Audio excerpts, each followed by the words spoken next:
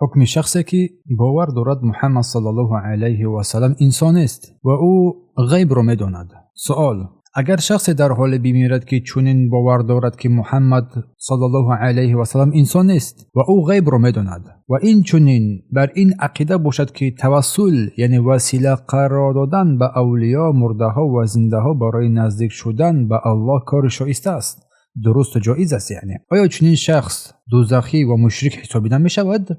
در حالی که غیر این عقیده چیزی نمی‌داند و در محیط زندگی کرده است که علمای آنجا و مردم آن همه چنین عقیده دارند. پس حکم او چیست و آیا پس از مرگ برای او صدقه دادن و نیکی کردن جایز و رواست؟ جواب: الحمدلله. هر کی با چنین عقیده بمیرد که محمد صلی الله علیه و سلم انسان است، یعنی از نسل آدم نیست، یا چنین باور داشته باشد که او غیب را می‌داند، پس این یک عقیده کفری است و صاحب آن کفری بزرگ یعنی مرتد حسابیده می شود.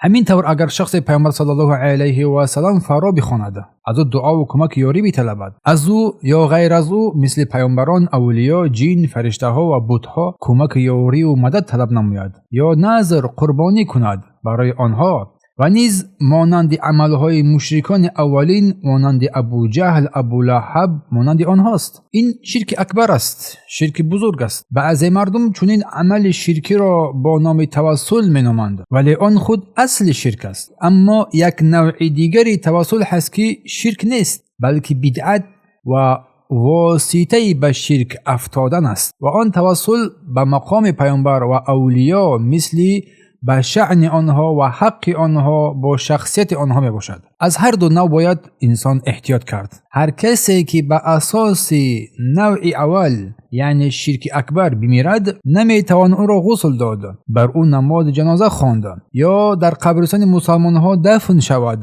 برای او همچنین دعا و طلب آمرزش کرده نمی شود و برای او صدقه داده نمی شود، زیرا الله متعال می فرماید: ما كان للنبي والذين آمنوا أن يستغفروا للمشركين ولو كانوا أولي قربى من بعد ما تبين لهم أنهم أصحاب الجحيم. برای پیامبر و آنهایی که ایمان آوردند شایسته نیست که برای مشرکان آمرزش طلب گناهان کنند، حتی اگر خویشاوندانشان باشند، بعد از آن که برای آنها روشن و آشکار گردید که آنها صاحبان دوزخند، اصحاب دوزخند. سوره توبه آیه 113.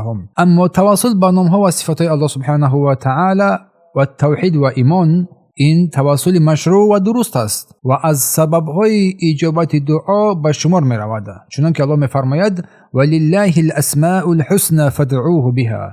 الله را نام‌های نیکوست، پس او را با آن نام‌ها بخوانید. سوره اعراف آیه 182. و در حدیث آمده است که رسول الله صلی الله علیه و سلم شنید شخص دعا میکرد و میگفت: اللهم انی اسألك بأنك انت الله لا اله الا انت الفرد الصمد الذي لم يلد ولم يولد ولم يكن له كفوا احد. ای الله، تو را میخوانم با آن که تو الله هستی، معبود جز تو نیست، یگانه بی‌نیازی، نه زاده و نه زاده شده و کسی همتای تو نیست. رسول الله فرمودند: لقد سأل الله باسمه الأعظم الذي إذا سئل به أعطي وإذا دعي به أجاب. او الله را با نام بزرگ او خواند که اگر با آن درخواست شود عطا کند و اگر با آن دعا شود اجابت نماید. روایت ابی داود و البانی این حدیث را صحیح دانستند. همچنین توسل با اعمال صالح نیز جایز و رواست، مانند احسان به پدر مادر، اجرای امانت‌ها، پاکدامنی و دوری از حرام کرده الله سبحانه و تعالی و مانند اینها. اینچنین در حدیث معروف صاحبان غار آمده است که دعای آنها با واسطه اعمال صالح قبول شد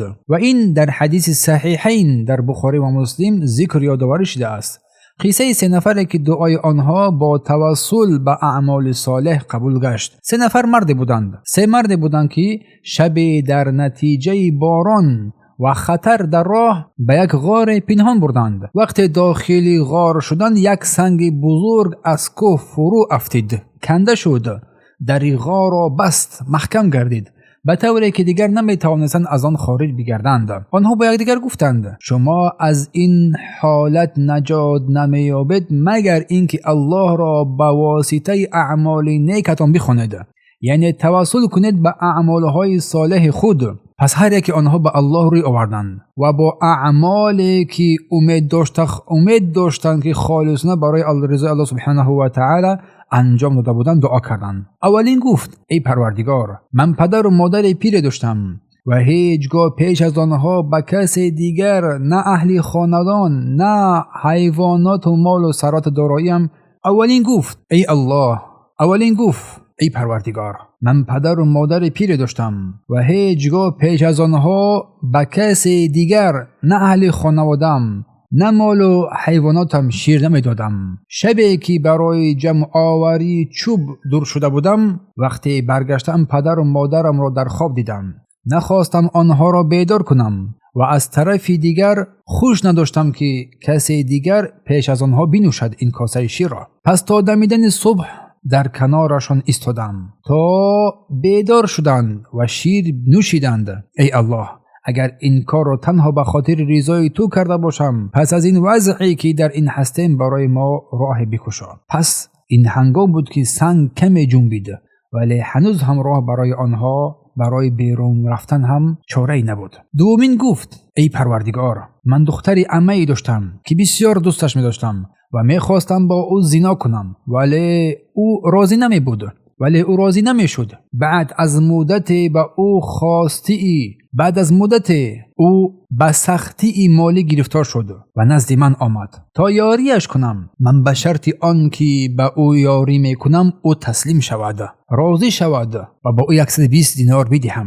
وقتی که من خواستم به او گناه کنم، او گفت: ای بنده الله، از الله بترس و مهر را فقط به حق باز بده، یعنی زنا مکن. من از الله ترسیدم و برخواستم و آن طلا را با او گذاشتم و رفتم. ای الله، اگر این کار را تنها برای رضای تو کرده باشم، پس از این سختی ما را رهایی بخش و نجات ده. سپس بود که سنگ باز هم کمی دیگر دور شد، ولی هنوز هم راه پورا باز نشده بود. و شخصی سوم گفت: پروردگارا، من کارگرانی را کرا کرده بودم و حقی هر یکی آنها را دادم جز یکی که رفت و حقش را نگرفت. من حق او را صرفه‌کارانه نگاه داشتم و آن را زیاد کردم تا آنکه به شتور و گاو و گوسفند و به خدمتگزاران تبدیل یافت. بعد از مدت آمد و حق خود را خواست و او گفتم: این همه که میبینی حق توست. و گفت: ای بنده الله، من را مسخره میکنی؟ گفتم: من مسخره نمیکنم، همه مال توست. پس او همه مال را گرفته برد.